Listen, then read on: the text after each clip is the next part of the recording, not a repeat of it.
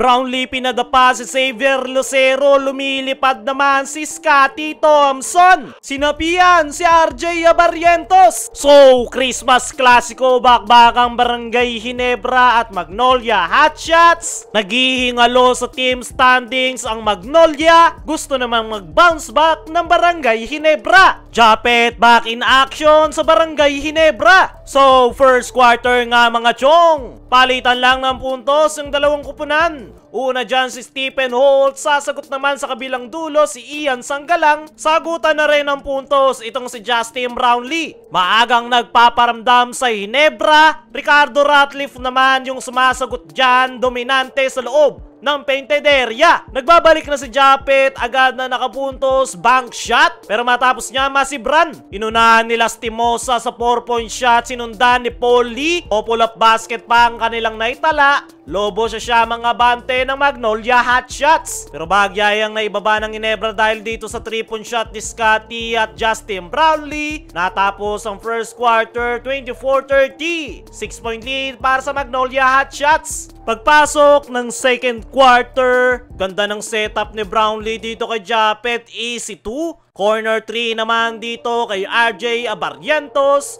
Pero matapos niyan, 6 na sunod na puntos ang naitala nitong si Xavier Lucero. Sunod-sunod pa yung turnovers ng Ginebra. Biglang lobo sa 10 abante ng Magnolia. Matapos ang timeout, etong si Scotty lumilipad. Pero bigla ngang hindi nagpapapasok yung tira ng Ginebra at tinake advantage nga yan ng Magnolia, couple of run. Pumapasok na rin yung kanilang outside shots pero biglang tumumba si Baroka matapos tamaan ng hangin ni Troy Rosario. Ratliff pinapatahimik yung Ginebra fans. Nagpapatuloy nga yung mainit na opensa ng Magnolia. Ang luwag ng depensa ng Ginebra.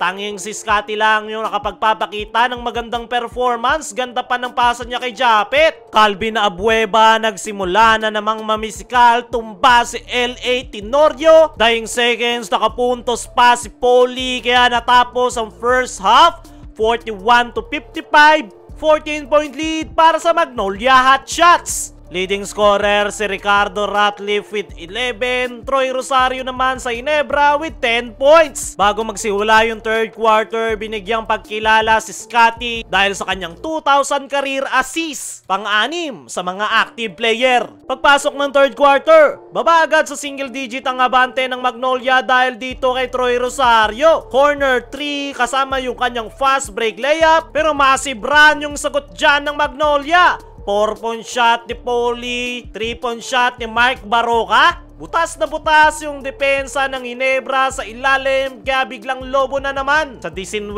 ang abante ng Magnolia Hotshots. Tanging si Scotty lang ang tumatrabaho sa Ginebra. Opensa maging rebound siya na ang gumagawa. Samantalang ang Magnolia tuloy-tuloy pa rin yung kanilang opensa. Kaya naman lobo na sa 20 ang abante ng mga manok. Maging yung bench ng Magnolia na si Balanza. Ganda ng ipinapakita, pinanis yung depensa ng Ginebra. Pero matapos niya ang pinadapa ni Brownlee si Lucero. Nagresulta yan ng 3 sunod na 3-point shot nitong si RJ Abarrientos. Baba sa 13 ang hinahabol ng Ginebra. Dying seconds, nagpalitan na lang sila ng puntos kaya natapos yung third quarter. 67-78. 11-point lead ang hinahabol ng Ginebra. Pagpasok ng fourth and final quarter, dala-dala pa rin ni RJ yung momentum. Fast break layup. Brownlee naman mamamraso na sa loob ng painted area. Another 6 straight points para kay RJ Abarrientos. Nagsimula na rin pumasok yung 3-point shot ni Maverick. Finger roll ni Japet. Baba na lang sa isa yung kalamangan ng Magnolia Hotshots. Matapos si RJ at Anmisi, uminit na si Brownlee. 2 sunod na 3-point shot. Lamang na ang Barangay Ginebra at nagtuloy-tuloy na nga yan hanggang dulo at sila ang kukuha ng panalo.